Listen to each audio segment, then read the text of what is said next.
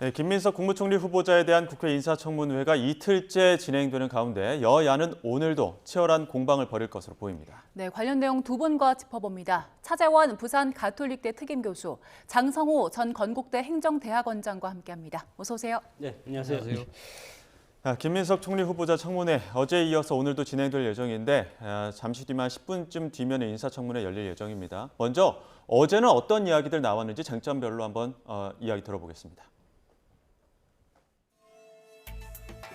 세비 수입 이외의 수입은 축의금 또는 조의금, 출판 기념회 2번, 그리고 제 처가 장모님으로부터 이렇게 생활비 지원을 간혹 받은 것, 뭐 이런 것들 정도가 총체적으로 모여서 세비 외 수입을 구성했고, 중과산증여세의 부담이 너무 커서 그것을 제일 먼저, 그 이후에 공적 채무인 추징금, 그리고 4인간 채무의 순서로 갚으려고 예정하고 있었고 그에 따라 갚았습니다.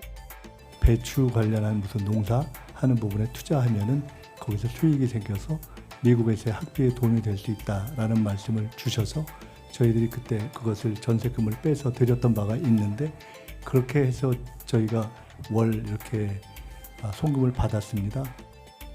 지금 대학 진학에 그 활동 중에 국회와 관련된 입법 청원이 혹시 원서에 활용되었는가는 명확하게 아니다는 사실을 말씀드렸고,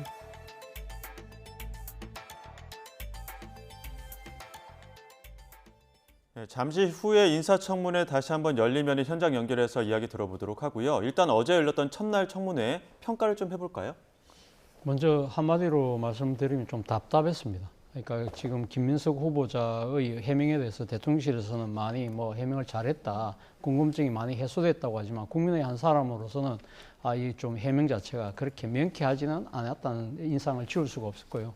그리고 또 야당의 입장에서는 이 많은 의혹들을 제기해 왔습니다만 소위 결정적인 한 방을 그러니까 보여주지는 못했다. 그런 차원에서 상당히 답답했다는 생각을 지울 수가 없었던 것이죠. 근데 어제 김민석 후보자 나름대로는 그동안에 그 가장 큰 의혹이 재산과 관련된 부분이잖아요. 결국은 지금 수입에 비해서 지출이 너무 컸다. 그렇다고 한다면 그 돈은 어디서 났는가? 이 부분에 대해서는 나름 해명을 하긴 했습니다. 본인의 결혼 축하금, 그리고 또 장인의 이 상, 예. 그 장에 대한 조의금, 그리고 또 두 번의 출판 기념회의 그런 수입, 그리고 또 하나는 새로 공개된 내용이지만 처가로부터 한 5년 동안 2억 원 정도를 받았다는 거잖아요. 자, 그런데 문제는 이 이야기했던 이 수입 이 부분이 사실은 이 근거 자료로 명쾌하게 입증될 수 없는 그런 사항이라는 것이죠. 그렇기 때문에 이런 부분들에 대해서는 국민적 눈높이에서는 좀 미흡했다는 생각이 들고요.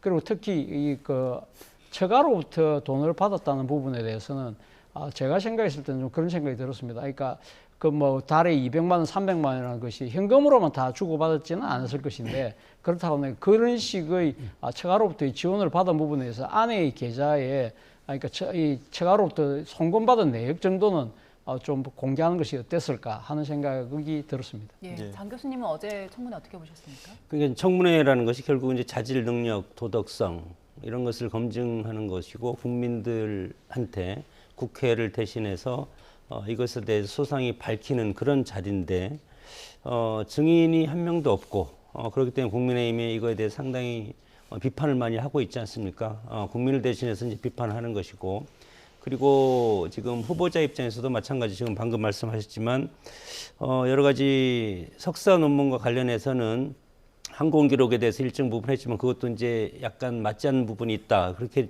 이제 국민의힘에서는 얘기를 하고, 가장 중요한 것은 이제 자금 문제 아니겠습니까?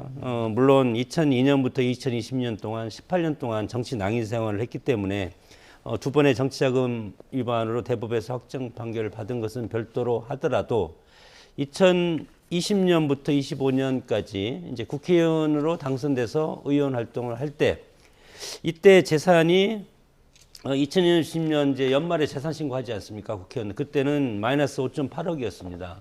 그런데 2025년에는 2억 1천으로 재산이 8억 정도가 늘어났기 때문에 이것이 토탈 카드 추징금 현금 하면 13억 정도가 되는데, 여기에서 8억 정도가 어디에서 나왔냐? 이제 네. 그것이 가장 핵심적인 겁니다. 네. 그래서 이런 거에 대해서 야당이 궁금해하는 것은 이제 국민들이 궁금해하는 그런 차원이기 때문에 이런 부분을 조금 더 소상하게 밝힐 수는 없지 않을까. 물론 뭐 어제 얘기가 뭐 조의금 1억 6천, 두 차례 출판계 2억 5천, 처갓집 2억 해서 5년 동안 받았다 이런 식으로 이제 해명을 했지만 그럼에도 불구하고 조금 미비한 부분이 상당히 많기 때문에 이거에 대해서는 어떤 정권의 리스크가 될 수도 있지만 그럼에도 불구하고 인사청문 기준이 이제 여러 가지가 있지 않습니까? 6대 불가 뭐 거기 보면은 부동산 투기, 논문 표절, 그리고 위장 전입, 성범죄, 이해 충돌, 부모 찬스 이런 것을 포괄적으로 봤을 때는 지금 용산 대통령실에서의 어떤 분위기도 그렇지만 결정적인 한 방은 없는 것이 아닌가 그렇게 생각이 듭니다. 예, 어제 여러 가지 이야기들이 나왔는데 앞서 두 분께서 하나하나씩 다 짚어주셨습니다. 특히나 또 그 칭화대 석사학위 취득 논란과 관련해서도 이야기가 계속 나왔었거든요. 네. 이 부분은 좀 어떻게 보셨습니까? 뭐 본인 입장에서는 칭화대학이 상당히 여기가 중국의 명문대학인데 이런 그러니까 일종의 뭐랄까 수업이 부실하고 출결이 상당히 미달했는데도 석사학위를 주겠느냐 그럴 리가 없다 그런 예. 이야기를 했고요. 본인이 또 그 이전 그러니까 청문회 이전에도 사실 이 칭화대학의 수업을 이수하기 위해서 뭐 이 매주 한 그러니까 이틀 정도 내지 사흘 정도를 그러니까 중국을 방문을 직접 했다. 그런 것들을 뭐 나름대로는 정리한 이런 그 일정표를 갖고 공개를 했습니다만 문제는 이겁니다. 지금 야당에서 그럼 그렇게 이야기하시는 부분을 그러면 그럼 국가의 공식적인 출입국 관리 기록으로 예. 보여달라는 것인데 그 부분에 대해서는 지금 동의를 하지 않고 있는 것이거든요. 이런 부분들이 국민의 눈높이에서 보면 그만큼 자신이 있다고 하면서 왜 저걸 갖다가 동의를 하지 못하지? 라는 그러니까 의구심을 지울 수가 없다는 것이죠. 네. 그렇기 때문에 오늘 또 2차 지금 이틀째 청문회가 열립니다만 오늘이라도 저는 뭐 이런 부분들에서는 좀 그러니까 흔쾌히 동의를 해서 이런 부분들은 본인이 지금 다 정리한 일정표가 다 있는데 예. 그것이 그러니까 이 국가 기록하고 일치만 된다고 한다면 네. 이 논란은 한순간에 다 사라질 수밖에 없잖아요. 그런 식의 좀 적극적인 모습을 표하면서 자신의 여러 가지 의혹을 소명할 필요가 있지 않나 생각이 듭니다. 어제 그 청문회 시작하면서부터 자료 제출 미비했던 점 두고 여야가 공방을 계속 벌였었거든요. 오늘 차 교수님 말씀하신 그런 개인정보 제공에 동의하거나 아니면은 그 처가에서 받은 2억 원 정도의 계좌 내역 같은 거 제공할 가능성도 있다고 보십니까? 뭐 어제까지 제출을 안 했는데 오늘 이것에 대해서 제출할 가능성은 저는 없지 않을까 생각이 들고 지난 정권도 마찬가지고 어느 정권에서나 청문회를 하다 보면 이틀이면 이틀, 3일이면 3일. 물론 민주당이 다수당이 야당이 있을 때는 3일까지 강제로 했습니다. 방통위원장도 3일 했고 그러나 지금 민주당이 다수당을 차지하고 있고 결정권은 민주당한테 있지 않습니까? 그래서 오늘 10시부터 해서 몇 시에 끝날지는 모르지만 이 청문회가 오늘로서는 종결이 되기 때문에 추가적으로 뭐 지금 어제까지 제출 안 했는데 추가적으로 제출해서 이거에 대한 쟁점을 또 이어갈 가능성은 저는 없지 않을까 그렇게 생각이 들어서 예. 어떻게 보면 국민 입장에서는 모든 걸 속 시원하게 보고 싶은데 우리가 또 그 임명적인 맥락적인 의미를 해석해 보면은 그것을 제출 못하는 것도 우리가 해석해 볼 수는 있지 않겠습니까? 그러나 이것은 억측이고 어떤 팩트에 대해서 우리가 판단을 해야 되는데 이 청문회라는 것이 무슨 법에 의해서 판단을 하는 그런 부분이 아니고 평가를 하는 부분이기 때문에 제출을 하지 않아도 그것에는 일시적인 비판 그리고 지금 앞으로 11명의 장관을 임명했기 때문에 총리 이 청문회가 끝나면 장관 청문회가 쭉 이어지지 않습니까? 네. 그렇기 때문에 김민석 후보자는 이것에 대한 쟁점이 오랫동안 야당이 이걸 가지고 공격할 수는 없지 않을까 생각이 듭니다. 저희가 이 시간 지금 국회 인사청문회장 모습 보여드리고 있습니다. 조금 전에 김민석 총리 후보자가 먼저 입장을 해서 지금 참석한 인원들과 좀 인사를 나눈 모습들을 저희가 실시간으로 보여드렸고요. 이어서 이제 좌우로 여야의 인사청문 위원들이 입장을 하게 되면 잠시 후 10시부터는 다시 이틀째 인사청문 일정이 진행될 것으로 보입니다.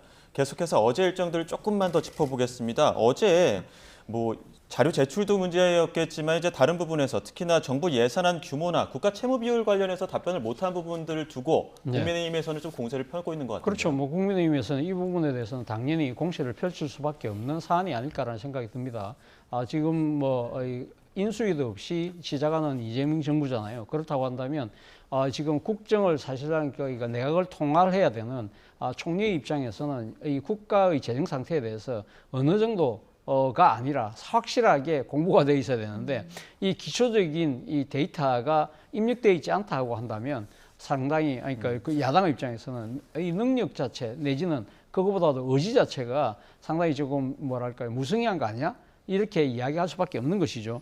사실 뭐 국가 부채 비율이나 국가 그러니까 이 전체 예산 규모 같은 경우 일반 국민들은 뭐 그렇게 한기도 듣고 한기로 흘릴 수밖에 없지만 그러나 이 모름지기 그 국가 이 예산을 나름대로 심의하고 다루는 국회의원을 또 오래 하셨잖아요. 네. 그리고 또 지금 이번에 그러니까 이 내각을 통할하는 총리로 지명을 받았다고 한다면 다른 무엇보다도 국가의 재정 상태를 먼저 파악하는 것이 그 가장 기초적인 순서인데 그런 것들이 결여됐다는 비판에서는 자유롭지 못할 것 같습니다. 예. 어제 이렇게 그 말씀하신 대로 기초적인 부분에 대해서 답변을 못했기 때문에 총리직을 스펙 쌓기로 보는 거 아니냐, 이거 1년 정도 하다가 내년 서울시장 출마하는 거 아니냐 이런 질문이 나오기도 했었거든요. 김민석 후보자가 이제 총리가 지명이 되고 나서 지금 우리가 논쟁이 되는 것이 작은 문제 아니겠습니까? 청문회 준비할 때 여기에 너무 많은 신경을 쓰다 보니까 국가 채무 뭐 박근혜 정부 때는 34%인데 문재인 정부 때 44%. 그리고 현재는 지금 48.4%까지 올라가서 앞으로 50%를 돌파한다는 그런 얘기도 있지 않습니까? 그렇기 때문에 이 국가 부채 문제, 이 GDP 대비에 상당히 우리가 국가 부채가 상당히 심각하고 이 심각한 것은 결국은 우리 후손들까지도 가지 않습니다. 우리 자식들이 이것을 감당해야 될 부분이기 때문에 국정의 2인자인 국무총리가 내각을 총괄하는 입장에서 당황해서 이것을 기억하지 못할 수도 있고 아니면 청문회 준비하면서 자금 문제에 신경을 쓰다 보니까 이것을 신경을 아예 미처 못 쓸 가능성도 있지만 그럼에도 불구하고 국회의원을 지금 5년 정도 추가적으로 최근에 하지 않았습니까? 그래서 이것은 기본적으로 알아야 되는 것이고 물론 뭐 대파값 윤석열 대통령의 대파값 그리고 지난 대선 때 이재명 후보의 커피 가격 그리고 과거에 뭐 시내버스 비용 이런 거에 대해서 질문했을 때 이런 미세한 민생 부분에 대해서는 모를 수도 있지만 그 그랜드한 그런 국가의 어떤 부채라든가 이런 거에 대해서는 국정의 2인자인 국무총리 후보자 입장에서는 이것에 대해서는 기본적으로 파악해야 될 것은 파악해야 되는데 그래야만이 민주당이 그동안 쭉 주장해왔던 정책 검증, 정책 중심의 청문회 이런 것에 대해서 타당성이 있지 않습니까? 예. 그래서 어제 그런 것은 단순한 실수로 보기에는 상당히 아쉬운 부분이 있다고 봅니다. 예, 어제 주요 쟁점별로 이제 공방이 있지 않았습니까? 이틀째인데 오늘은 어떤 쟁점들로 좀 붙게 될까요? 결국 어제 나왔던 여러 가지 그러니까 해명들에 대해서 아마 야당의 입장에서는 나름대로 반박의 아마 논리를 갖고 와서 그 부분을 좀 더 심층적으로 따지는 그런 상황이 되지 않을까라는 생각이 들고요. 지금 뭐 상당히 그러니까 김 후보자의 지명이 되고 나서 시간이 제법 지났잖아요. 그렇기 때문에 야당이 추가적인 지금 의혹을 제기한 것이 사실은 없거든요. 그렇다고 한다면 오늘 뭐 특별히 야당에서 새로운 뭔가 의혹을 갖고 와서 김 후보자의 뭐 치명적인 결격을 제기하기에는 제가 생각했을 때 야당의 준비도 상당히 좀 미흡했다는 생각이 들고요. 그렇기 때문에 뭐 결국 오늘은 새로운 의혹 제기보다는 어제 김 후보자의 해명을 중심으로 해서 거기에 대한 추가 공방들이 이어지지 않을까라는 생각이 듭니다. 예. 예. 국민의힘 쪽에서는 청문회 이틀로는 부족하다, 하루 더 하자라고 주장하고 있는 상황인데 어렵겠죠? 국민의힘 야당 입장에서는 뭐 공세에 그칠 수밖에 없고 지금 국민의힘 뜻대로 되는 것이 아무것도 없습니다. 왜냐하면 의원수가 적기 때문에 그래서 여야 증인도 여야가 합의가 되지 않았기 때문에 증인이 한 명도 없는 청문회 이것은 상당히 문제가 있다고 보고 민주당이 야당에서 여당으로 됐기 때문에 여당의 어떤 책임감 그리고 국민을 생각하는 그런 모습, 그리고 야당을 배려하는 모습, 이런 것은 국정의 파트너로서 야당을 존중하는 그런 모습이 지금 청문회부터 필요했는데 이거에 대해서 민주당이 전혀 협의를 하고 합의를 해주지 않기 때문에 과연 이것이 결국은 대통령의 지지율로 이어지지 않겠습니까? 그래서 민주당 뭐 집권 여당이 됐지만 국민의힘을 국정의 파트너로 인정하고 국회를 숫자로만 하지 말고 여당과 야당이 대화 타협을 통해서 국민의 50대 50이 지금 전체적으로 보면은 거의 비슷하지 않습니까? 국민의힘을 지지하는 통상적으로 보면 물론 이번 대선에서는 민주당이 승리했지만 그런 차원에서 정치를 복원하고 국정을 탄력 있게 하고 이재명 정부가 성공하게 하기 위해서는 야당을 대화의 파트너 그리고 야당의 의견을 적극적으로 받아주는 그런 집권 여당의 아량과 포용 있는 모습이 정부의 성공으로 이끌지 그렇지 않으면 야당은 국회에서 대화 타협이 안 되면 야당이 갈 곳은 결국은 광장으로 갈 수밖에 없지 않습니까? 그러면 국정이 상당히 시끄러워지고 그리고 대통령도 마찬가지로 국정으로 인해 상당히 힘들어진다.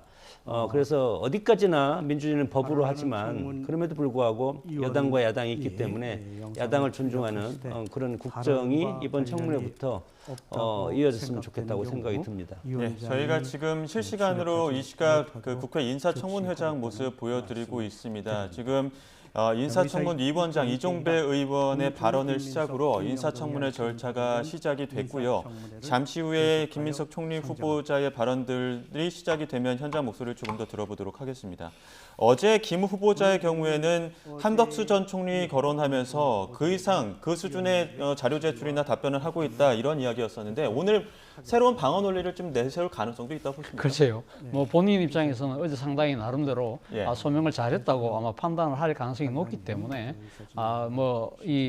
그러나 또 지금 국민의 눈높이에는 제가 생각했을 때는 못 미치고 있다는 그런 또 따가운 질책도 아마 김 후보자는 아마 듣고 있을 겁니다. 그렇기 때문에 어제 자신이 해명했던 걸 중심으로 해서 예, 교수님 잠시만요. 지금 현장 목소리가 좀 나오는 것 같아서 어떤 이야기를 하고 있는지 잠시 청와대 들어보겠습니다. 성적표, 증여세 납부 내역, 그리고 2004년 대출 1억 8천만 원 대출 관련 상환 자료, 2025년 대출 및 상환 1억 5천만 원에 대한 자료, 이것을 포함해서 저희 어떤 자료도 받아보지 못했습니다.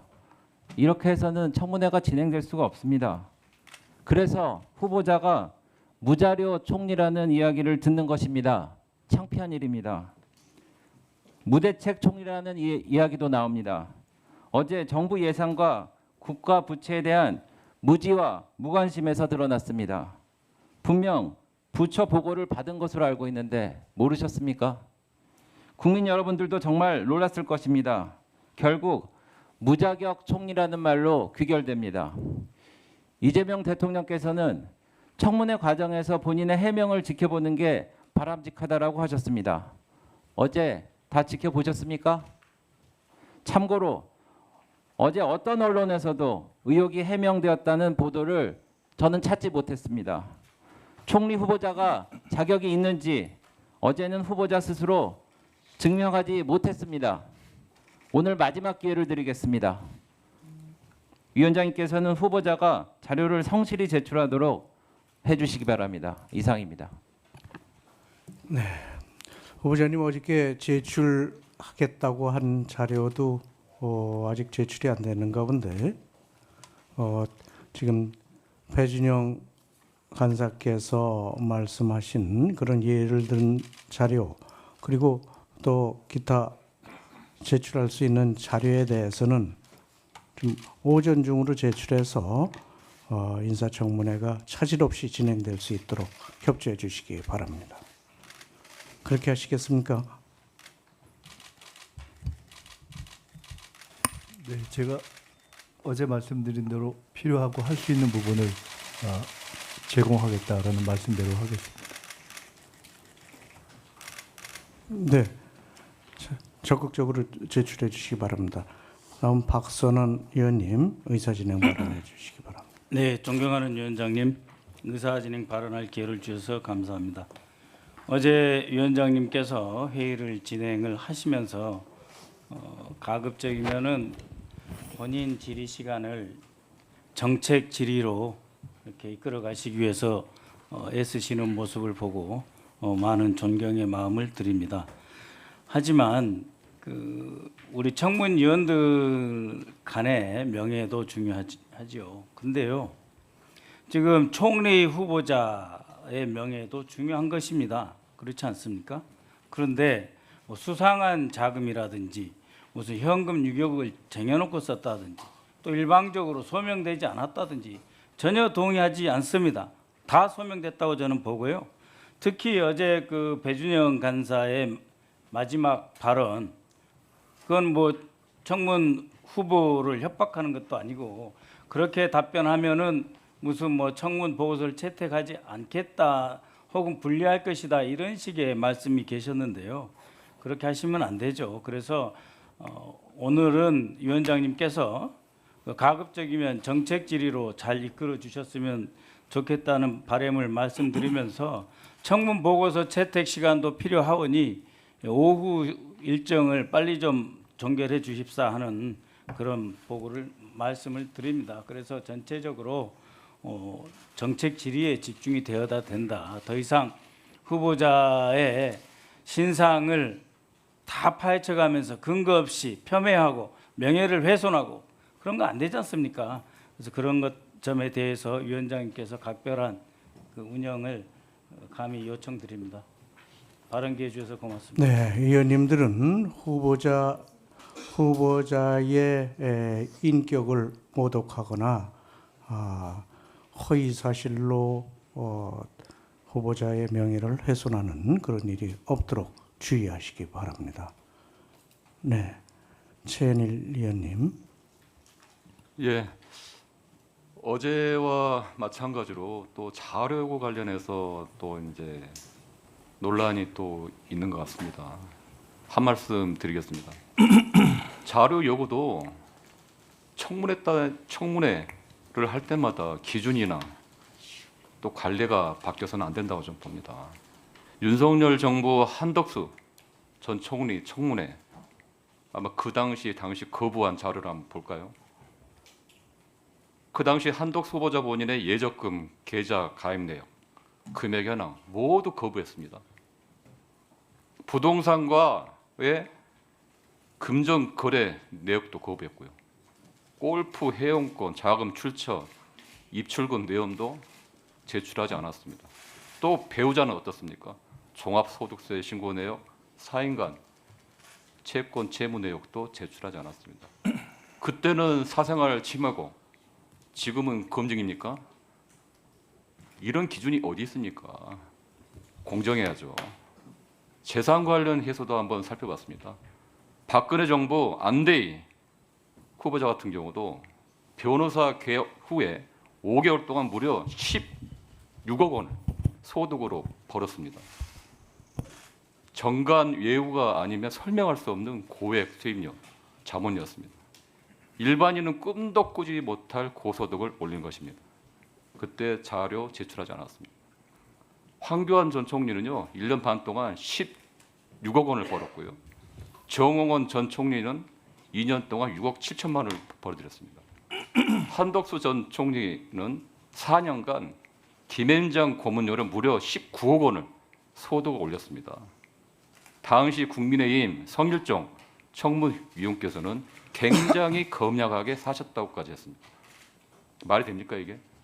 성일종 의원 말씀대로라면 김민석 후보자는요 검약 전도가 아니라 자린고비 수준입니다. 정부가 바뀌고 또 여야가 이렇게 바뀌었다 해가지고 과거 인사청문회에서 이루어진 자료 제출의 기준과 한계가 달라져서는 안 된다고 생각합니다. 위원장님, 무리한 자료 요구, 청문회 관련 없는 자료 요구는 단호하게 거절하게 또 제지해 주시길 바랍니다. 네. 네. 국민들이 지켜보시는 국민들이 판단하시라고 생각합니다. 네. 김희정 의원님. 예. 네, 김희정입니다. 잠시 위원장님 화면을 한번 봐주시기 바랍니다. 지금 이게 어제 우리 인사청문회 장면 중에 하나입니다. 계속 뭐 정책 질문하자 이렇게 얘기를 하시는데 인사청문회 준비단들도 같이 나와 있는 것 같고 지금까지 보좌를 함께했던 직원들 같이 나와 있는데 거의 대부분 의원들이 자리 이석 없이 다른 분들의 질의응답에도 귀를 기울이며 후보가 뭐라고 얘기하는지 한마디 한마디 놓치지 않고 듣고 이렇게 하고 있습니다. 하물며 앞으로 그동안도 김민석 후보와 함께 인사청문을 준비를 했고 그리고 우리의 뜻에 반할 수도 있지만 만약에 통과가 돼서 같이 국정 운영을 해야 되는 저 직원들의 태도를 한번 보십시오.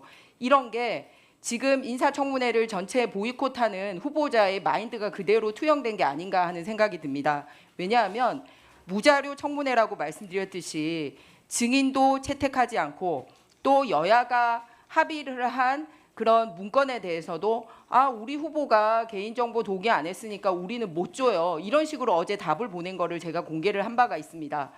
그런데 이 자리에서 저렇게 잠시만 이러고 있었으면 제가 공개 안 하려고 하다가 너무 지속적으로 저러고 있는 모습이 포착이 돼서 말씀을 드립니다. 위원장님, 엄중하게 국회를 대하는 이 김민석 후보자와 그리고 보좌하는 직원들에게 이 태도를 꾸짖어 주시기 바랍니다. 아울러서 제가 후보자 영상은 부득이 공개하지 않겠습니다만 의원이 질의하고 있는 순간에도 계속 휴대폰을 만지작거리며 질의하는 의원에게 집중하지 않는 모습을 여러 번 보인 바가 있습니다. 그래서 태도와 관련돼서 먼저 말씀을 드리고요. 역시 국회 인사청문위원을 대하는 태도 관련돼서 말씀을 드립니다. 어제 사실은 제가 이 수기로 받아 적었다가 혹시 내가 잘못 들은 게 아닐까 해서 오늘 아침에 속기록이 나온 걸 확인하고 말씀을 드립니다. 뭐냐면 김민석 후보가 뭐라고 우리 인사청문위원을 모독했냐면요. 상식적인 상식인이라면 이해가 됐을 거라고 생각되는데 하루 종일 설명을 하고 나서 동일한 문제에 대해 이해를 못하신 상태에서 계속 동일한 질문을 하시는 것을 보고 이것 참 설명을 일반적 수준에서 이해되게 하기가 어렵겠구나 하는 낭패감이 들었다. 이렇게 말씀을 하셨습니다. 즉 저희를 상식적인 상식인이 아니다라고 지칭을 했습니다. 두 번째로는 콕 찍어서 우리의 주진우 의원을 찍어서 사실상 내용을 알고도 몇 해 동안 분산되어 있던 것을 한 해 있던 것처럼 해서 페이스북에 쓰신 것으로 보아 통상은 국회의원들은 하지는 않고 조작하는 나쁜 검사들이 하는 짓인데 이런 것을 이렇게 하시는구나라고 역시 모욕적인 발언을 했습니다. 위원장님께서 사과받아 주시기를 부탁드립니다. 네. 네. 지금 말씀하고요. 네. 우리 후보자께서는 지금 청문 자리입니다. 청문위원들의 질문에 집중도 하시고 또 배석하시는 국무총리실 관계자 여러분들도 집중해서 하고 필요한 서포트를 다 하시기 바랍니다. 그리고 청문위원이 불편한 그런 얘기는 삼가 주시고 청문위원을 존중하시고 발언에 신중을 기해 주시길 바랍니다. 네. 네? 네. 그럼 후보자 말씀하시죠. 네. 주진우 의원 지적한 부분 말씀에 대해서는 별도 기회가 있으면 자세히 말씀드리겠습니다만은 굳이 사과할 내용이라고는 생각하지 않습니다. 강기정 의원님은 위원장에게 얘기해야 됩니다. 의사진행 발언을 했어. 왜 후보자하고 1대1로 지금? 네, 잠깐만요. 네. 자, 조용히 해주시기 바랍니다. 자, 조용히 해주세요. 자, 다들. 자, 조용히 해주시기 바랍니다. 자, 김현 의원님 발언해 주세요. 네, 조금 전에 야당 간사께서 언론 보도를 얘기를 하셨는데요. 사실관계에 부합하지 않기 때문에 지금 말씀을 드리겠습니다. 한겨레 경향사설 의혹 규명 못한 김민석 청문회 야당 사퇴 요구 멈춰야라는 제목의 사설 있다는 말씀 드리고요. 예, 본인이 꼭 본 것만 전부가 아니다라는 거고요. 그다음에 김민석 청문회에서 증인이 채택되지 못한 것과 관련한 동아일보 사설에 대해서 바로잡고자 합니다. 위원장님께 이 부분에 대해서는 17일 날 저희가 협상을 했고요. 당시에 전처와 현재 부인의 어머님 요양병원에 계시는 것조차도 모르는 상태에서 증인으로 채택했다는 점을 제가 사실관계를 확인했기 때문에 당시에는 어머님은 증인 채택에서 빼겠다라고 얘기했던 게 17일입니다. 18일 날 전체회의 전에 13시 40분에 만났을 때 저희 측 증인 자료를 넘겼고 그 전에 받았던 증인 명단을 놓고 협상을 했습니다. 당시에 이미 윤석열 대통령을 포함한 다수의 증인은 채택하지 않기로 얘기했고 대략 5명에서 양측이 5명에서 6명 통상 총리 청문회 때 증인 참고인 수준으로 하자는 위원장의 제안에 수용을 했습니다. 그래서 그날은 결렬됐기 때문에 증인 협상은 지속적으로 해서 양당 간사가 해서 위원장과 만나기로 했던 것이 18일입니다. 19일 날은 제가 국정기획위원회 위원으로 있는 관계로 세종에 있어서 세 차례 통화를 했습니다. 09시 55분, 12시, 16시 세 차례 했고요. 전처를 철회할 테니 증인 중에 3인을 추가해달라는 야당 간사의 요청이 있었습니다. 그래서 20일 날 2시에 만나서 다시 협상을 했습니다. 당시에는 저는 애초에 합의됐던 4명의 증인과 1명의 참고인으로 하자는 주장을 했고 그 자리에서 배준영 간사는 1+3, 즉 그동안 논의됐던 4명에 대해서는 4명 중 3명을 철회하고 새로운 3명 그리고 주진우 의원이 추가한 2명을 해줄 것을 요구했습니다. 그래서 협상이 결렬됐고 5시에 다시 만나서 협상을 하기로 했으나 배 간사께서 연락이 없었고 5시경 위원장의 얘기로는 위원장님께서는 민주주의 원칙인 표결은 하지 않겠다. 그래서 최종적으로 결렬이 됐습니다. 종합하면 애초에 저희 측은 60명의 증인 참고인 명단을 드렸고 야당은 23명의 증인 참고인 명단을 받았습니다. 그래서 협상 과정은 5인에서 조정하다가 표결을 하지 않겠다는 위원장님의 소신에 따라서 결렬됐음을 이 자리에 들어서 다시 한번 드리겠습니다. 증인 참고인 채택이 불발된 것은 여야 간의 협상이 안 된 것 때문이지 여당의 일방적인 책임이 아니다라는 점을 다시 한번 말씀드리겠습니다. 선생님 제가 반박해도 됩니까? 한 말씀하세요. 또 의사 진행을 계속 하실 겁니까, 위원장님? 근데 한 번만 마지막으로. 그럼 제가 또 해야 됩니다. 여기 3분 했으니까 세 번만 하면 되죠. 3분만 하시죠. 네, 어제부터 그 청문회를 진행하고 있으면요, 그 야당 의원들이 후보자께 물어보는데 여당 의원님들이 자꾸 대답을 하고 질문 내용에 대해서 간섭을 하시는 경우가 많아요. 조금 전에도 김영 간사님께서 또 위원장님께 갑자기 발언 기회도 안 줬는데 무슨 말씀을 하시길래 제가 위원장님 말씀 중이지 않냐, 끼어드시지 마라 그렇게 말씀을 드렸더니 간사가 말하는데 끼어든다 또 이러세요. 그래서 제가 간사가 무슨 벼슬이냐 이렇게 여쭤보니까 왜 동물에 비유하냐 또 이렇게 말씀을 하세요. 벼슬이라고 하는 뜻이 닭벼슬에 있는 것만 벼슬이 아니에요. 그런 식으로 다른 동료 의원들이 이야기를 하는데 쓸데없는 자꾸 토를 달고 그렇게 하시는 게 안 맞는 것 같아요. 그러니까 위원장님께서 회의 진행하시는 동안에 갑자기 이렇게 다른 의원이 끼어드는 이런 것은 우리 법사위에서는 존경하는 정청래 위원장께서 엄격하게 금지를 하고 있습니다.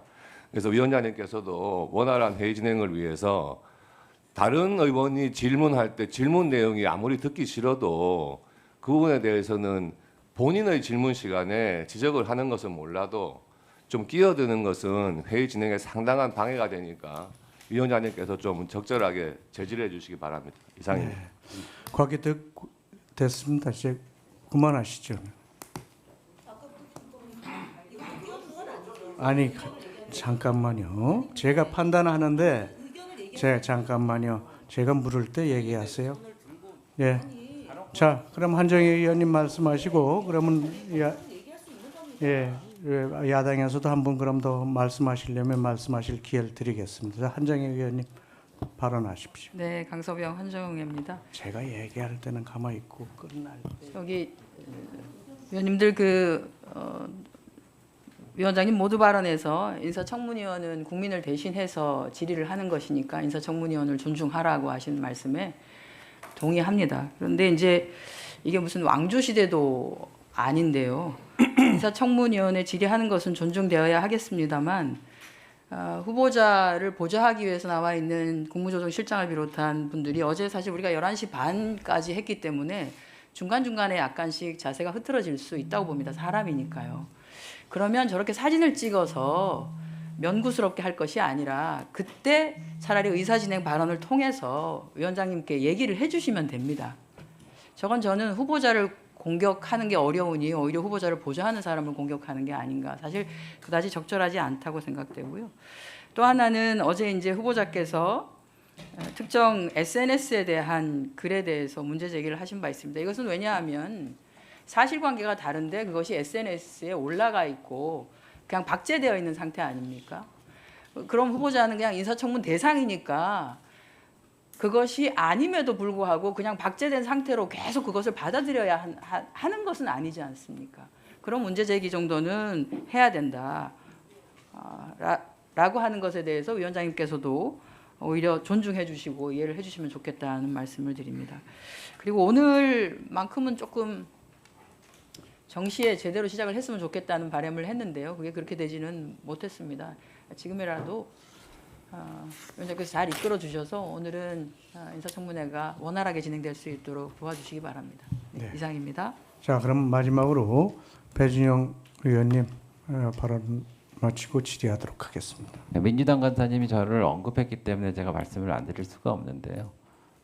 저는 좀 실망스럽습니다. 사실 저희가 증인 협상이 굉장히 중요한데 증인 협상하는 내내 민주당 간사님은 국정기획위원회 때문에 세종시에 가셔서 얼굴 뵙기가 힘들었고 저는 전체 회의 전날 4시에 만났을 때 온전한 리스트를 다 23명 리스트를 드렸는데 민주당 측에서는 다음 날 오전 10시에 친전으로 해서 저한테 보좌관이 갖다 준 것입니다. 그래서 그거를 보고 그 이후에 전체 회의가 2시에 시작되기로 했었는데 제가 김영 간사님을 만난 거는 1시 59분에 만났는데 그래서 저희가 23명 갖고는 진행이 안 되겠다 해갖고 여기 청문위원님들 다 공유했습니다. 우리가 6명을 제시하겠다.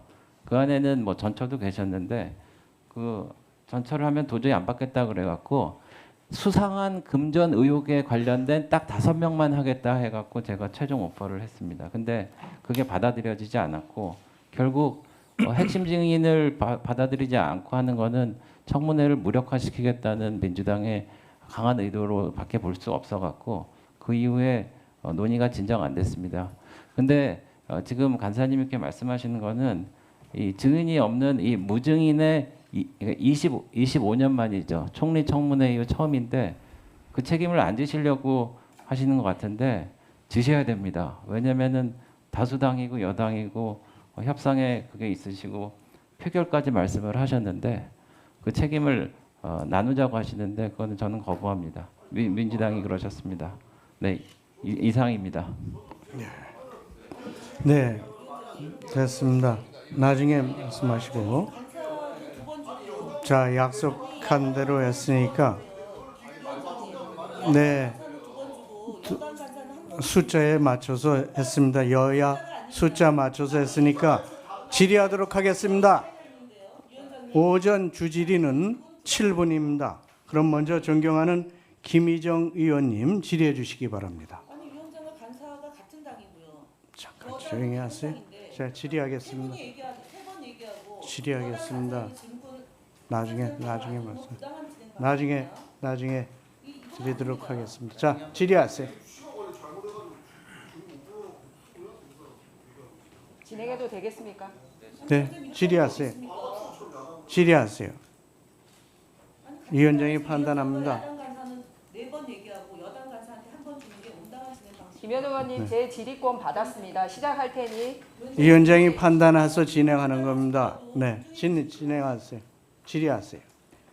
네, 안녕하세요. 국민의힘 부산연제구 김희정입니다. 어제 후보님께서 여러 가지 이제 답변을 하시는 와중에 미처 해결되지 못하거나 하시는 말씀 중에 앞뒤 말이 번복됐던 부분에 대해서 좀 질문을 하고자 합니다. 강신성 씨 관련돼서는 어제 언론에서도 추가 의혹이 나왔습니다. 민주당 이 지자체를 통해서 여러 가지 이제 이득을 취한 내용이나 이런 거가 나왔거든요. 근데 강신성 씨 관련돼서 질문을 드리기에 앞서 받을 돈이 있다라고 말씀을 하셨는데요. 그때 증거 자료는 내달라고 했는데 안 내주셨어요. 그러면 도대체 얼마를 배추에 투자를 한 겁니까? 배추 산업에 투자하기 위해서 전세금 빼서 갔다라고 얘기를 했고, 그런데 그 자료를 달라고 했더니 안 주셨거든요. 그러니까 배추 농사하는데 얼마를 투자하신 겁니까? 그때 당시 네. 지금은 따로 살고 있는 애들 엄마가 네. 2억을 투자한 것으로 알고 2억이요? 들었습니다. 네. 왜 그러냐면 제가 어제 그 우리 의원들이 농업기술센터에 문의한 결과 그 배추 농사가 보통 석 달이 한철이거든요. 그런데 300평에 이 석 달을 하면 370만 원을 받을 수 있다라고 얘기를 했습니다. 그래서 도대체 얼마를 투자해서 얼마를 받았는지에 대해서 했는데 증여 자료를 안 냈기 때문에 여쭤본 겁니다. 그러면은 그 돈은 다 돌려받으셨습니까? 100%? 그것은 한참 후에 아마 그 상환을 못하다가 한참 후에 애들 엄마에게 상환한 것으로 제가 들었습니다. 그러니까 명확하게는 모르고 계시네요. 그러니까 강신성 씨와의 동거래 내역이 또 투명하지 않은 게 어제 추가로 드러난 겁니다. 배추값 투자 같은 증거 자료를 낸 적이 없으니 그리고 언제 받았는지 이런 부분이고요. 증거 자료를 제공할 수 있는 내용이 아닙니다. 예, 그러면 다음으로 주소지와 관련해서 어제 제가 질문한 거에 뭐라고 그랬냐면 우편물 수령을 위해서 주민등록만 옮겨놓았다라고 답을 하셨거든요. 해외에 가 계실 동안. 그래서 봤습니다. 주소를 제가 어제도 러프하게 말씀드렸습니다만 도표 화면 띄워주시길 바랍니다. 예. 실제로 해외에 나가 있던 기간이 아닌데 거기 주소를 옮겼더라고요. 저기 보시면은. 네. 그러면은 저기가 주소가 아니면 실제 어디에 사셨습니까? 어느 시기를 말씀하시는 건지 지금 특정해 저기에 주시기 바랍니다. 계속 저게 머무르고 있다라고 나오는 시기 전체를 얘기하는 겁니다. 2008년 그리고 2011년 이렇게 본인이 심지어는 다른 가족들도 다 주소지를 두고 있습니다. 그러니까 첫 번째 질문은 해외에 나가 있을 동안 우편물을 수령하기 위해서 거기에 주소를 뒀다라고 얘기를 하셨는데 지금 제가 도표를 만든 거는 김인석 후보님과 가족들이 해외에 나가 있지 않는 시기에 주소를 강신성 씨 그 오피스텔에 뒀던 시기를 얘기하는 거거든요. 그리고 어제 답변 중에는 주소지만 뒀기 때문에 거기에 합당한 대가를 지불한 적이 없다고 말씀을 하셨습니다. 그런데 보니까 전 배우자나 그리고 어린아이였던 장녀와 장남도 계속 거기에 주소를 두고 있습니다. 한국에 머무를 동안에. 그런데 그 후보님은 여기에 주소만 뒀지 뭐 나 여기에 있지 않았다라고 얘기했는데 그러면 후보님은 실제 주소지가 어디입니까? 혹시 그렇다면은 당시 전화 전 배우자와 가족들이 실제 거주했던 다른 장소가 어디 있었는지 혹시 확인이 되셨습니까? 아니 그거를 확인을 해주셔야죠. 왜냐하면 저한테 제출하신 자료에 의하면 이렇게 되어 있습니다. 이미 답변을 드렸습니다. 저 당시에는 이미 제가 해외에 나가서 유학하는 것 때문에 그 당시에 가족들이 해외에 나가 있어서 국내에 집이 없던 시기여서 제가 일시 귀국을 하거나 또는 제가 아닌 다른 가족들도 국내 주소를 아마 거소를 주소 우편물 수령 등의 이유로 아마 거기에 했었을 것이다라고 말씀드렸기 때문에 그 당시에 제가 살고 있는 다른 어떤 그러면은 제가 때문에 후보님께서 직접 일입니다. 공식적인 석상에서 한 발언으로 말씀을 드리겠습니다. 2008년 10월 30일 최고위원 회의에서 직접 하신 말씀입니다. 2008년 초에도 2008년 2월 3월에 가족들이 귀국하게 되어 있었는데 오피스텔에 혼자 있었고, 여기서 오피스텔에 혼자 있었고는 후보님 말씀하십니다. 내가 오피스텔에 혼자 있었고, 그런데 가족들은 2008년 2월 3월에 귀국하게 되어 있어서 거주할 집도 없었던 와중에 어떤 분께서 전세금이라도 하라고 1억 5천만 원 가량을 보내줬다. 이렇게 발언하는 게 나옵니다. 네, 예. 맞습니다. 그래서 본인도 오피스텔에 있었다라는 게 나오고 가족들도 그때 귀국했다라는 게 본인 입으로 얘기를 하고 있고, 예정되어 있었다고 표현되지 않았습니까? 다시 그러면은 귀국을 안 말씀드리면 했는데 그때는 이미 말씀하신 것처럼 그 당시에 귀국해서 국내에 저와 저희 가족들의 거소가 없었다라는 것을 반증으로 설명하는 자료를 지금 말씀하신 것 같습니다. 네, 그러고 나서 들어온 이후에 네, 그래서 주소가 제가 저렇게 그것을 되어 표현을 있습니다. 가보시면 알면 오피스텔입니다. 그렇기 때문에 제가 거주할 수 있는 장소가 아니고 일관되게 말씀드린 대로 우편물을 수령하는 장소였다 하는 것입니다.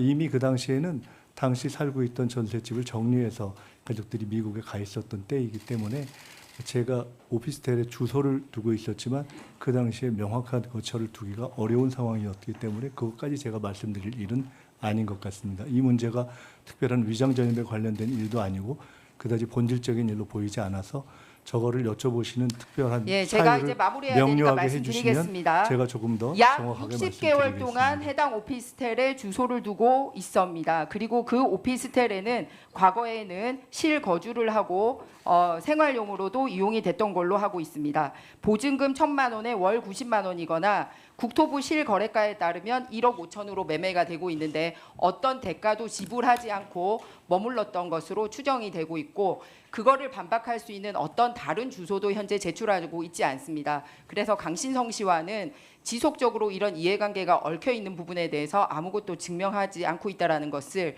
이 당시에 본인 주소로도 설명이 안 된다라는 말씀을 드립니다. 만약에 물론 이게 아니면 실제 거주했던 실 주소지를 증명된 확실한 공문으로 제출해 주시기를 바랍니다. 이상입니다.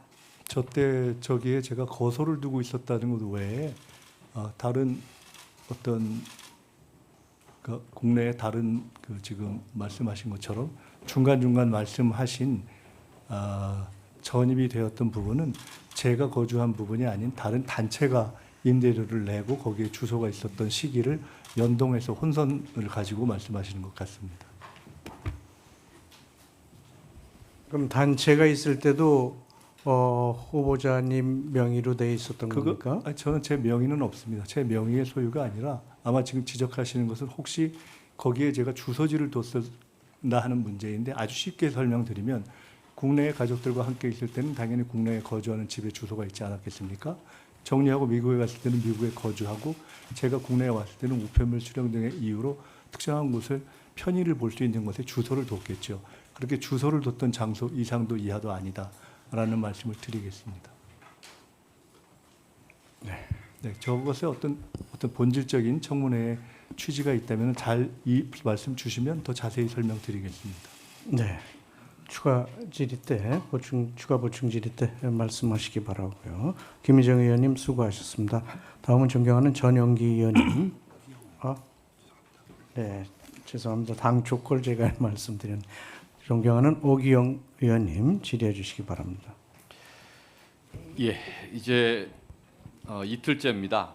저희가 인사청문회 하는 목적은 이재명 정부 일기 내각, 그중에 이제 총리 이 후보자 인사청문회 과정을 통해서 국정 운영의 방향이 무엇이냐, 그리고 국정 운영 능력이 있느냐, 구체적으로 어떤 역량이 필요한 거냐, 주요 국정 과제에 대한 철학이 뭐냐, 이 부분에 대해서 둘째 날은 좀 집중했으면 좋겠습니다. 저도 또 이에 대해서 국민들이 관심사를 생각하고, 어제 저는 그 첫 번째 국정 과제 내지는 원칙, 내란 종식, 내란에 대한 잔재를 완전히 정리하는 원칙이 일관되게 관철된다, 이 말씀을 좀 드렸고, 두 번째는 지금 제2의 IMF라고 표현되는 그런 상황, 경제가 매우 어렵다. 지난 3년 윤석열 정부의 경제 실정 그 문제 제기를 했었고, 그에 대한 경제 기조로서 감세 정책에 대한 문제, 그다음 적극적 재정 정책에 대한 필요성, 가계부채에 대한 고민들이 필요하다 이런 이야기들을 어제 말씀을 드렸습니다. 오늘 또 이제 각 의제별로 쭉 이야기를 해야 되는데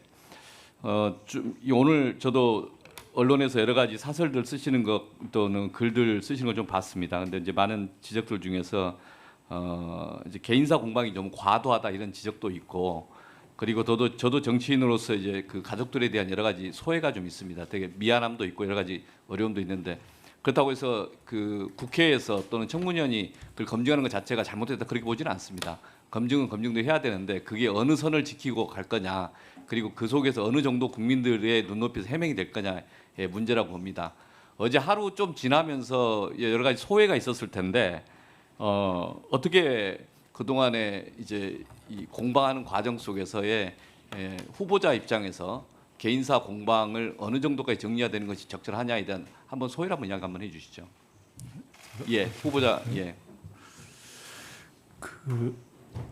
어제 청문회에 임하면서 이 자리에 청문위원들과 함께 국민 여러분이 계시다 하는 마음으로 설명드리려고 노력을 했습니다.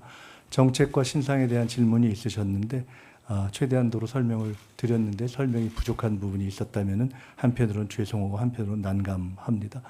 몇 가지를 조금 정리한 의미에서 한번 말씀을 드려보겠습니다. 신상과 관련해서 궁금해하시거나 또는 야당 의원님들이 수상한 자금이다 이렇게 표현하시는 대부분은 아주 쉽게 정리하면 첫째는 저에 대한 표적 사정에서 시작됩니다.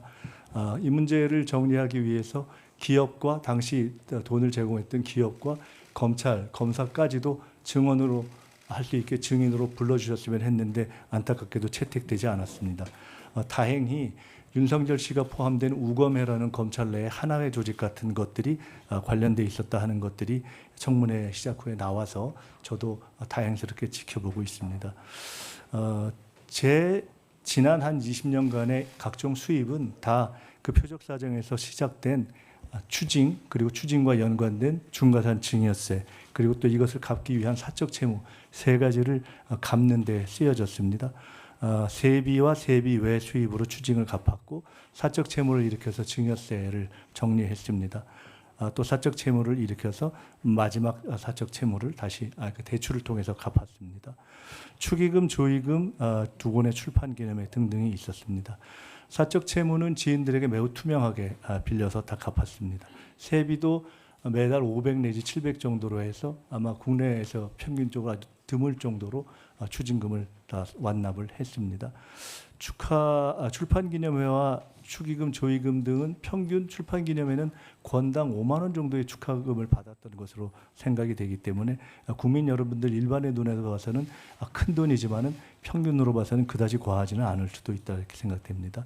장모님에게서 지원을 받지 않았다면 더 좋았겠지만은 저도 이번에 알게 됐는데 제가 부족한 것 때문에 아내가 장모님으로부터 일정한 지원을 그때 받았고, 다행히 이것은 다 계좌를 통해서 받거나 또는 그때 카드값이 없어서 돈을 이렇게 빌려서 다시 그 통장에 채워넣는 것이어서 종합하면 사실은 완전하게 다 투명하게 드러나는 지원금입니다. 사실은 이번에 이렇게 되면서 증여세까지를 내고 나니까 우리 전영기 의원님이 제가 다시 2억을 불리려고 그렇게 했는데 거기서 실제는 정치자금 빼고는 6천 정도 되는 거 아니냐 이렇게 했는데 증여세까지 내고 나니까 사실은 잔고 제로 상태가 되었습니다. 출판기념회 자료를 내야 되는가? 낼 수도 있죠. 그러나 저는 한편으로는 정치 신인들, 한편으로는 정치 전체에 대한 또 저의 어떤 책임을 생각하지 않을 수가 없었습니다. 야당의 의원들, 야당의 대표들도 출판기념을 했고 그것을 전혀 재산 공개나 신고에 반영하지 않았다는 지적이 있는 상황에서 제가 임의로 출판기념회의 비용을 다 공개하는 것이 과연 적당한가에 대한 원칙의 문제를 고민할 수밖에 없었습니다. 결론적으로 저는 내야 할 것은 다 내고 털릴 만큼 털렸다 이렇게 생각을 합니다. 전처 또는 아이들의 독립성과 관련된 문제에 대해서는 더 말씀드리지 않겠습니다. 한 가지만 어제 말씀 중에 제가 마지막에 주진우 의원 부분에 대해서 말씀드린 것은 이미 과정 중에서도 드러났고 그 이전에도 드러났지만 그 이전에 공개된 자료만을 가지고도 몇 해 동안 분산돼서 전혀 한 해에 6억을 모아서 장롱에 쌓아놨다고 볼 수 없는 것이 누구의 눈에나 명백한 돈을 가지고 장롱에 쌓아놓은 것처럼 어떤 분들은 제2의 논두렁시계라고 표현할 수 있는 것을 프레임을 만들어서 계속 지적하시고 그것이 공당인 국민의힘에 의해서 현수막에 붙여지고 있는 상황이어서 청문회의 의미 자체가 무색해지는 것이 아닌가 싶은 걱정이 들어서 이런 방식은 과거에 봤던 정치검사들의 조작에 해당하는 경우에는 모르겠지만 청문회에서 통상적인 국회의원들이 하는 것은 아닌 것 같다. 그래서 이런 것들에 대해서는 적당치가 않다. 이미 저는 수사로 배당되어 있는데 동일한 케이스로 고발된 상대 다른 경우에는 배당도 안 돼 있는 이런 상황으로 저는 보고 있기 때문에 이것이 과연 정당한가라는 데 대한 궁금증이 있었습니다. 무한 입증을 요구받는 부분에 대해서는 무한 입증을 하겠으나 적어도 소명된 부분에 대해서는 인정이 필요하고 그리고 명백하게 의도를 가지고 아닌 프레임을 가지고 하는 저는 어제는 죄송하게도 조작질이라는 표현밖에 쓸 수가 없었는데 아직까지는 더 이상의 표현을 발견하지 못했습니다. 그런 낭패감을 해결하기 위해서 노력하겠고 위원장님께 필요한 자료를 또 말씀 주시면 적절하게 제공하겠다는 말씀을 다시 드립니다.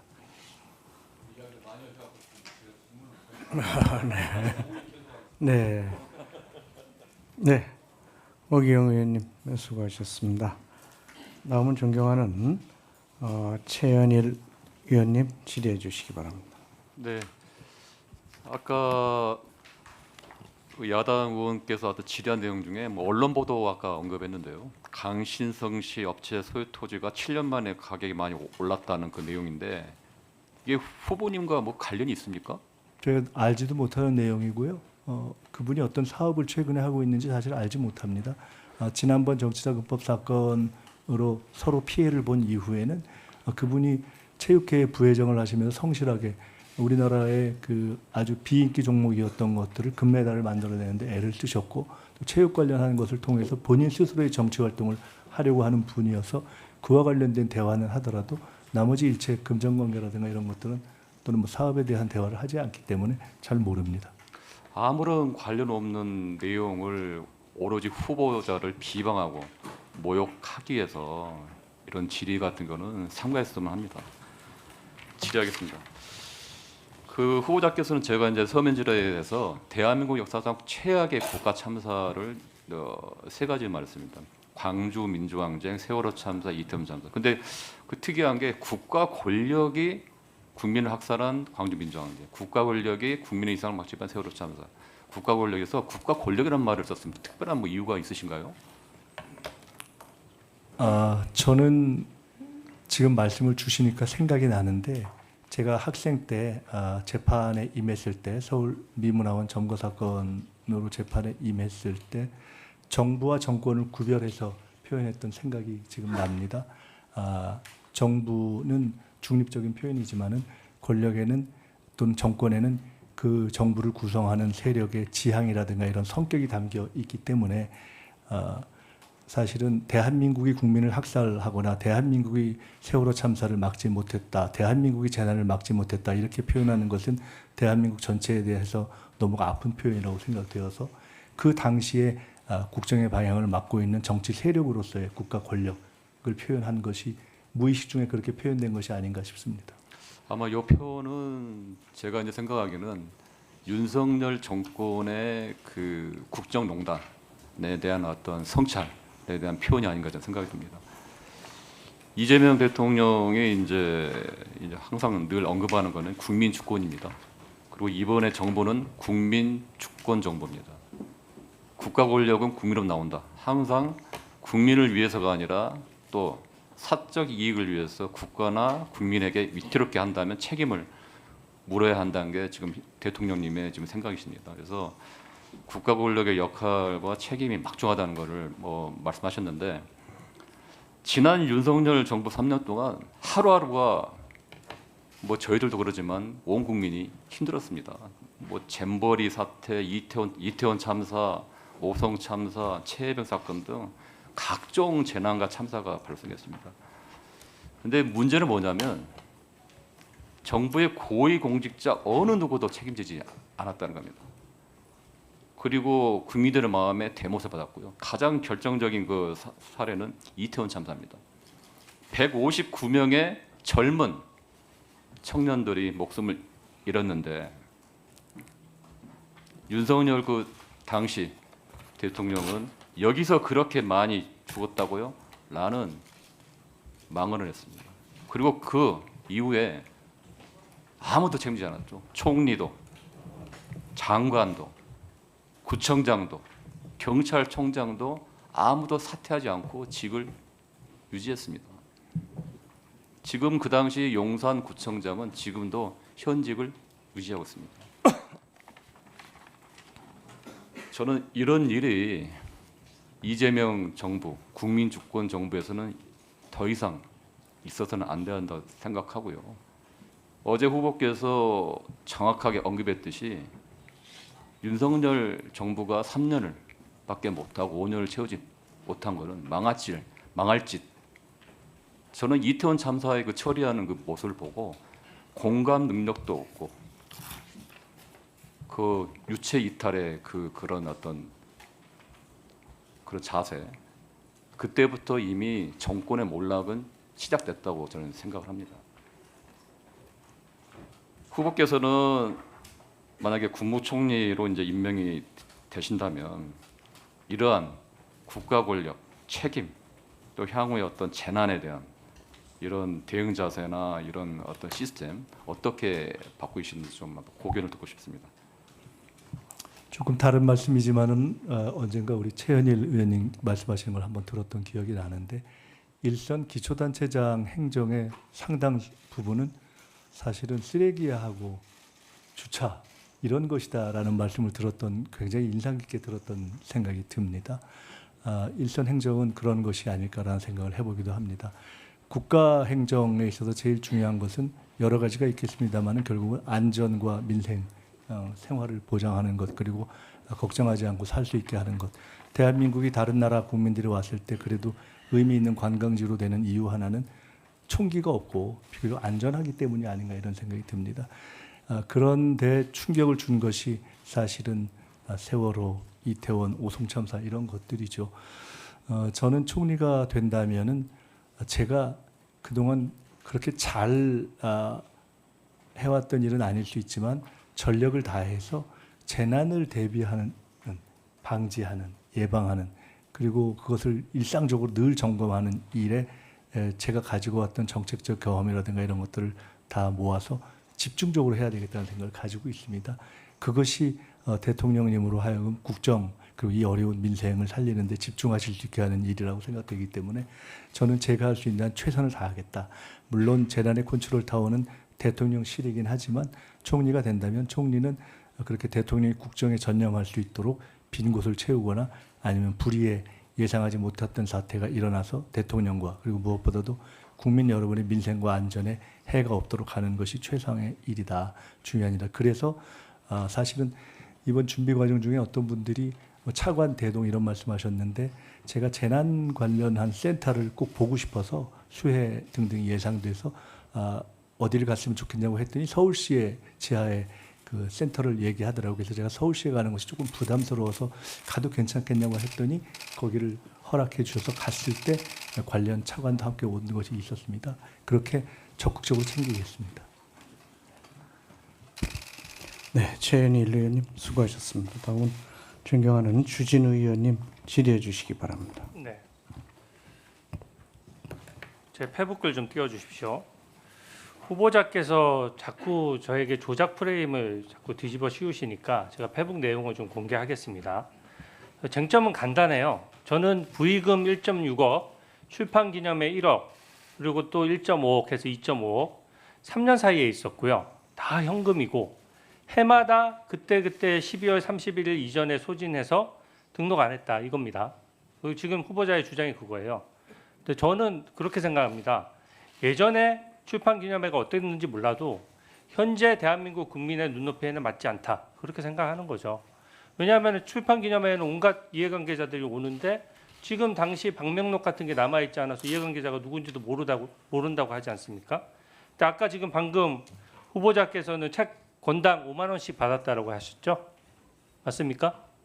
그렇게 받지 않습니다. 아니 그러니까 책 권당 5만 원씩이라고 잠깐만요. 책 권당 5만 원씩이라고 아까 말씀하셨고 아까 평균 그런 정도 된다고 말씀드렸고 아니 녹취록 한번 보시면 알아요. 권당 가격이라고 표현하지 않았습니다. 책 권당 5만 원씩이라고 말씀하셨고요. 출판 기념회가 오랜 관행인지 건당 5만 원은 몰라도 가격이 아닙니다. 이해단체들이 와서 이렇게 하는 건 저는 진짜 잘못됐다라고 생각합니다. 근데 제가 이걸 계속 비판을 해왔어요. 언론 보도에도 여러 번 나왔고 분명히 후보자 입으로 4번의 이벤트에 6억 받았다라고 스스로 얘기했습니다. 그래서 제가 한 번의 이벤트당 1억 5천만 원 정도 되겠구나 하고 추정을 하고 있었어요. 공개를 안 하니까 그렇게 추정할 수밖에 없는 거 아닙니까? 제 페북글 한번 보십시오. 제가 페북글 하나만 가지고 지금 자꾸 조작됐다 말씀하시는데 바로 직전 글이에요. 2009년 12월 12일 결혼 축의금은 같은 달 31일에 현금 보유 등록 재산을 국민 앞에 공개했어야 되는데 왜 안 했느냐 이렇게 묻고 있죠. 마찬가지로 2020년 11월 2일 날짜 다 명기했습니다. 빙부상 조의금 왜 말일 기준으로 등록인데 12월 31일까지 얼마 안 돼요. 1월 아까 추징금 한 번에 다 갚았다고 하지만 예를 들어서 12월 2일 조의금을 받았으면 11월 3일에 추징금 다 갚았습니까? 그렇지가 않아요. 다 그 부분에 대해서 금액이 딱딱 떨어지지가 않습니다. 그러니까 제가 얘기한 거죠. 출판기념회 날짜도 분명히 명기했습니다. 2022년 4월 5일과 2023년 11월 29일 각각 해당 연도 말일에 등록했어야 된다. 이게 공직자윤리법과 공직자선거법을 위반할 수 있다. 그 후보자가 만약에 정상적으로 현금을 받아서 만약에 등록을 그 당시에 했다면은 쓰지 않고 그랬으면 무려 공직자 재산 등록만 6번을 해야 되고 또 후보자 등록으로 또 2번을 해야 됩니다. 근데 후보자 주장은 그거예요.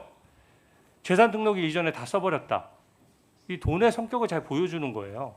원래 재산 등록은 후보자 아시는지 모르겠는데 중간에 변동사항도 비고란에 적을 수 있습니다. 예를 들어서 제가 주식을 1,000만 원 투자해서 2천만 원이 됐어요.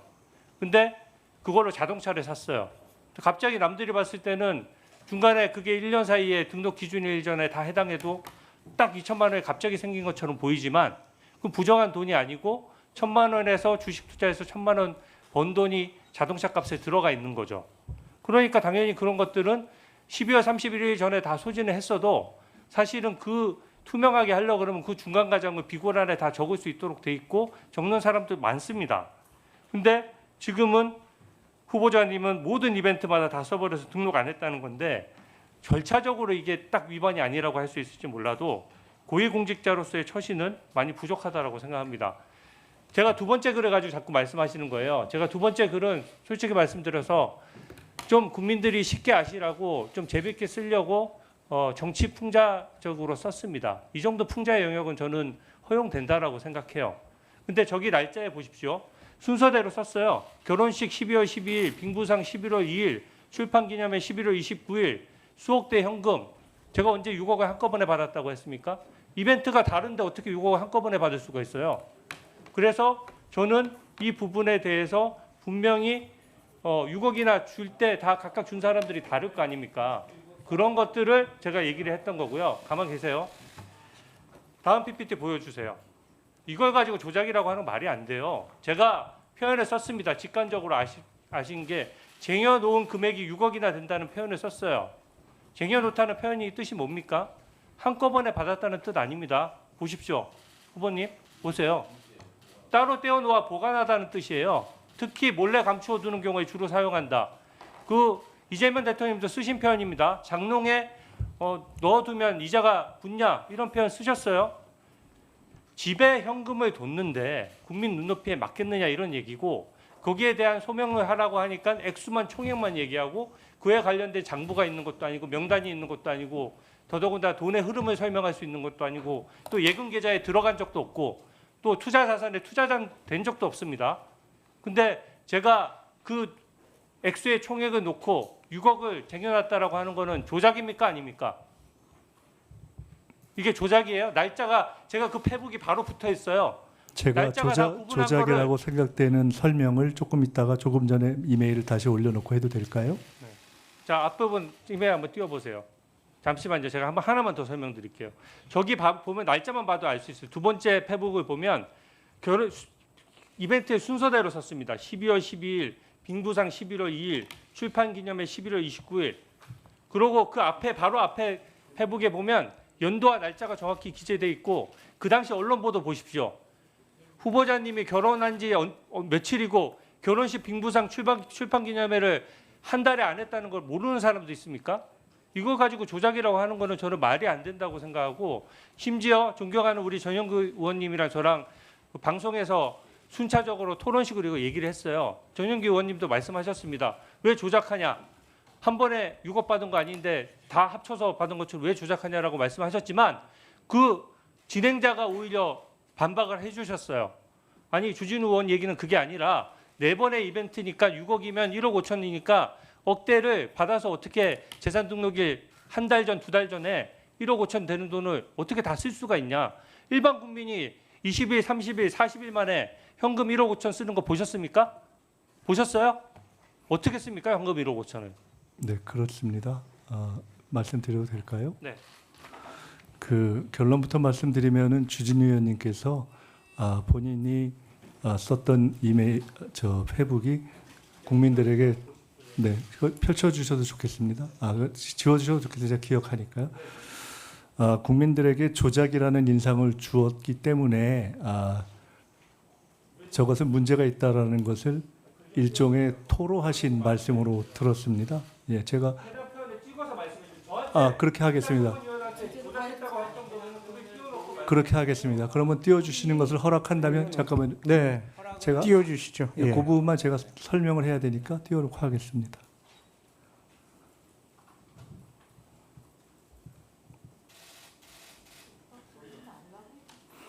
자, 주진우 4일로 되어 있는 부분에 2019년, 2020년, 2022년, 2023년을 각각 연도별로 한 부분은 3일 이후에 4일에 된 부분에 대해서 각 부분에 대해서는 그것을 어떻게 했었어야 된다라고 하고 질문까지 포함해서 선량한 질문에 해당할 수 있다고 생각을 합니다. 그러나 3일에 해당하는 부분을 각각 나누어서 또는 문맥 전체로 놓고 본다면 현금 봉투로 6억 받은 건데 현금 봉투 6억 쌓아두면 내 이어서 바로 결혼식 날짜를 연도별로 구분하지 않고 결혼식 빙부상 출판기념회를 연속해서 하고 바로 뒤에 다시 6억이나 준 고마운 사람들이라는 표현을 통해서 아마 국민들에게 바이든 날리면을 물었던 정도의 여론조사를 실시한다면 저것은 동시에 받은 6억을 동시에 있었던 12월 11월 2일, 11월 29일 날 쓴 것으로 판단되지 않겠나라고 하는 인상을 주는 것이 대단히 통상적이라고 보이고 더구나 저것에 그치지 않고 아마도 우리 주진우 의원님의 문제제기에 근거해서 공당인 국민의힘이 현수막으로 6억을 포함한 그런 얘기를 했기 때문에 지금 답변 듣고 했기 때문에 저것은 저 조작의 근거를 제공하신 것이어서 저는 저것에 대해서 제가 여기까지만 말씀을 드리겠습니다. 네. 저것에 대해서 제가 답변 잠깐만요. 예. 네. 말씀 더 답변하겠습니다. 저 부분에 대해서 풍자라고 말씀하시면 사전적인 풍자가 조금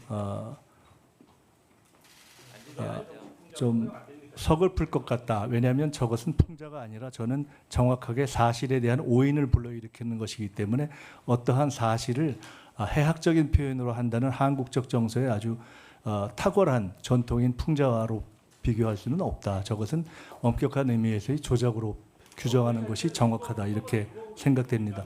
통상적이라면 저런 오인을 불러왔다면 저는 저런 오인을 불러온 분들이 본인이 또는 당에 명확하게 저런 오인이 없도록 해명하고 청문위원으로서 질의하는 것이 옳다. 이렇게 생각합니다. 네. 자세히 또 양측에서 설명도 질의도 있었고 답변도 있었으니까.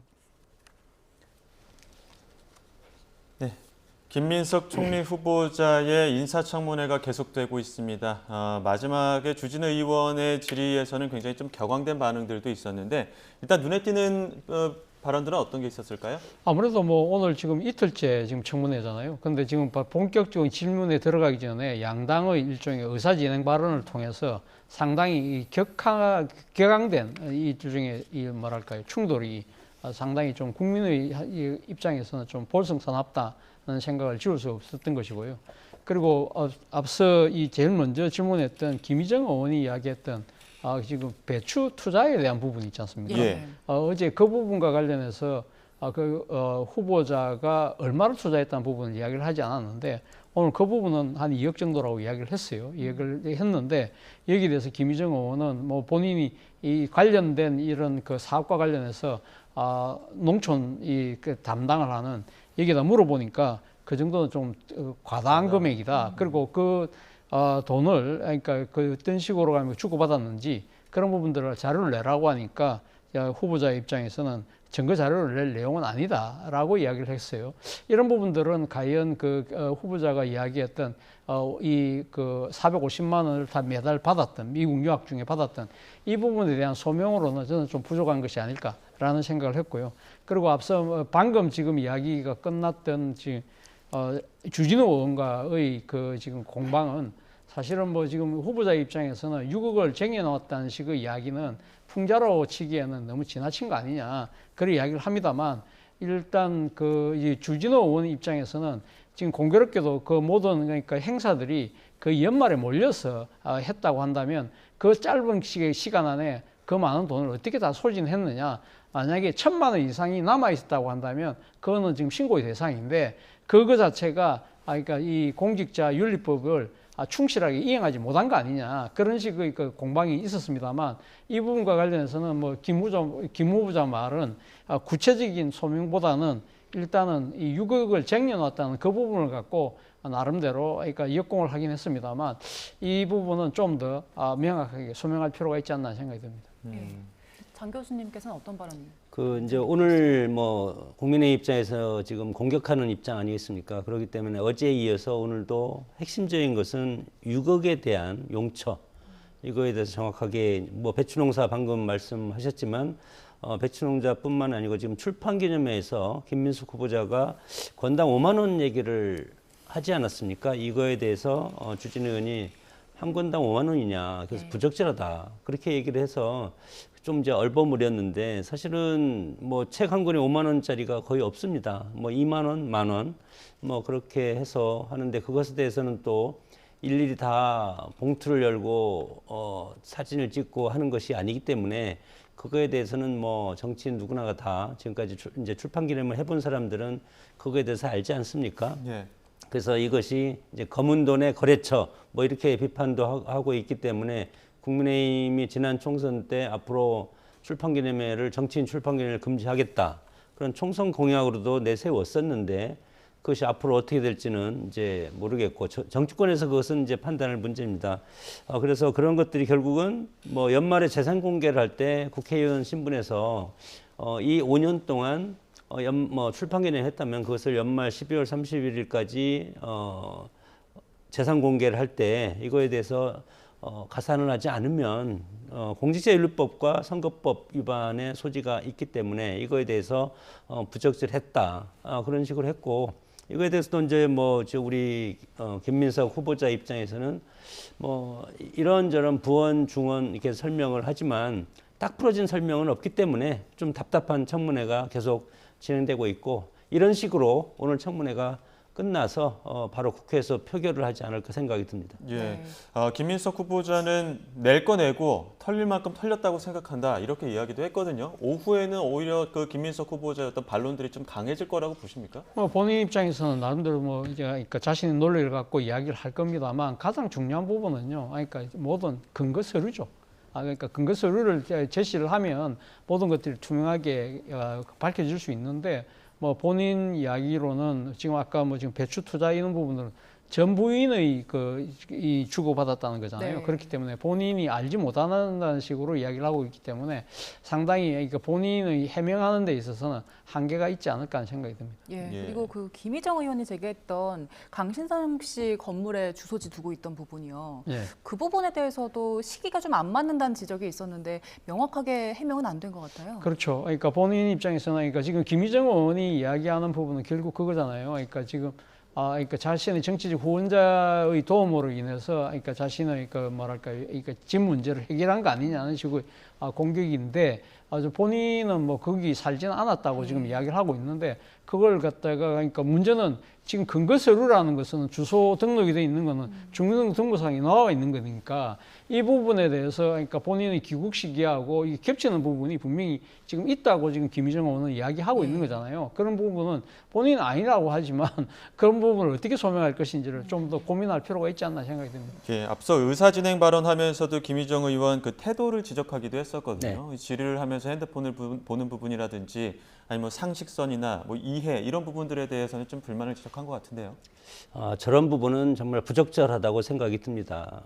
물론 국회에서 인사청문회 과정은 전 국민이 상당히 많은 분들이 이것을 지켜보고 있지 않습니까? 그리고 이 청문회가 국회 내에서 국회의원과 후보자 간의 청문회가 아니고 국회의원을 대신해서 국회의원들이 국민을 대신해서 후보자에 대한 도덕성이라든가 자질 능력을 검증하는 그런 청문회이기 때문에 정말 엄격하게 진행돼야 되고 그리고 엄격하게 그거에 대해서 준비를 하고 답변하고 하는데 뭐 통상적으로 보면 지금 거의 제출한 자료가 없기 때문에 그 준비 그 스태프들도 마찬가지로 거의 이제 할 일이 없지 않습니까? 그런 상황이기 때문에 그렇게 방만한 태도를 보이지 않았나. 저런 것들은 항상 이 화면이 어디를 비칠지 모르지 않습니까? 화면을 비치지 않는다 하더라도 그거에 대해서 우리가 국민 앞에 이 아주 엄중한 자리에 섰다. 그리고 그렇게 준비를 하고 있다. 그런 책임의식 그런 것들이 있기 때문에 저는 적절한 지적을 김희정 의원이 했다고 봅니다. 네. 배준영 의원이 그 장모에게 도움받은 2억 원에 대한 증여세, 납부 내역 같은 자료들 안 냈다. 그래서 오늘이라도 좀 제출을 하라라고 촉구를 했는데 어제 배준영 의원이 그런 얘기도 했었거든요. 그 6년 전에 조국 전 장관 청문회 보고 있는 것 같다면서 결국에 여론이 악화돼서 사퇴를 했고 35일 만에 물러났다라는 얘기를 했는데 오늘 그리고 어제 청문회 바라보는 국민들 여론은 어떨 거라고 보세요? 글쎄요, 제가 혼자의 생각을 갖고 국민 여론을 예단할 수는 없습니다만 아무래도 지금 김문석 후보자가 지금 관련된 의혹을 명쾌하게 지금 해명하고 있는 상황은 아닌 것 같아요. 그렇기 때문에 물론 이 지금 국회 인준 동의를 받아야 되는 것이 총리 같은 경우는 그렇습니다만 지금 여당이 지금 단독 과반이기 때문에 아마 인준을 통과하는 건 쉬울 거예요. 그렇지만 문제는 이런 의혹이 해명되지 않은 상태에서 국민적인 의혹을 계속 갖고 있는 상태에서 총리가 됐을 때 상당히 아마 국정 운영에서 적잖은 부담으로 작용되지 않을까 이런 부분들을 저는 정부 여당이 좀 유념했으면 하는 바람입니다. 예, 전 정부 총리 후보자와 비교했을 때는 김민석 총리 후보자는 자린고비 수준이다라던가 혹은 간사가 벼슬이냐라는 것에 벼슬이 당만이냐 이런 것들은 약간 지역적인 공방으로 비춰질 것 같은데요. 지역적인 공방일 뿐더러 물타기라고 국민들이 생각하지 않겠습니까? 과거의 어떤 사례를 갖다가 현재에 비교하는 것보다도 지금은 국무총리 김민석 후보자에 대한 청문회이기 때문에 여기에 집중을 해야 되는데 과거에 한덕수 전 총리 경우를 여기다가 대비를 하거나 훨씬 더 전에 총리 후보자들까지도 이렇게 비교를 해서 그러면 돈이 없고 자본주의 국가에서 돈이 없는 것이 자랑은 아닙니다. 일정 부분 성실하게 노력하고 살면 자본주의 체제에서는 누구나 다 일정 부분 세월이 가고 나이가 들면 재산이 어느 정도 있어야만이 정상이지 않습니까? 그렇기 때문에 마이너스 재산이 자랑일 수는 없다. 그것이 자린고비라고 자랑할 수는 없죠. 물론 그 취지는 알겠습니다. 그만큼 과거 역대 총리들보다도 청년 결백하거나 재산적으로 봤을 때, 계량적으로 봤을 때, 비교했을 때 이 정도 수준은 과거의 수준보다 훨씬 떨어지기 때문에 통과시켜야 된다. 그런 민주당의 그런 이제 핵심적인 그런 의도는 알겠는데 그럼에도 불구하고 우리가 어떤 다툼을 할 때도 마찬가지로 10년 전 걸 꺼내서 얘기하면 그 싸움이 안 되지 않습니까? 이것은 결국은 민주당이 앞으로 이제 집권 여당으로서 앞으로 청문회도 많이 있을 것이고 여러 가지 국가적인 대소사라든가 이런 부분이 많이 있을 텐데 과거랑 비교하지 말고 만약에 이재명 정부가 지금 가면서 어떤 리스크가 있었다. 그러면 직전에 윤석열 정부가 잘못해놨기 때문에 이런 일이 발생했다. 그렇게 하면 안 된다고 봅니다. 그래서 집권 여당이 되는 순간은 오로지 집권 여당 책임 그리고 현재의 시점에서 국민들한테 얘기하고 판단하고 설명해야 되는 그런 의회가 상당히 중요한 모습이라고 봅니다. 예, 알겠습니다. 여기까지 듣겠습니다. 지금까지 차재원 부산가톨릭대 특임교수, 장성우 전 건국대 행정대학원장과 함께했습니다. 고맙습니다. 고맙습니다.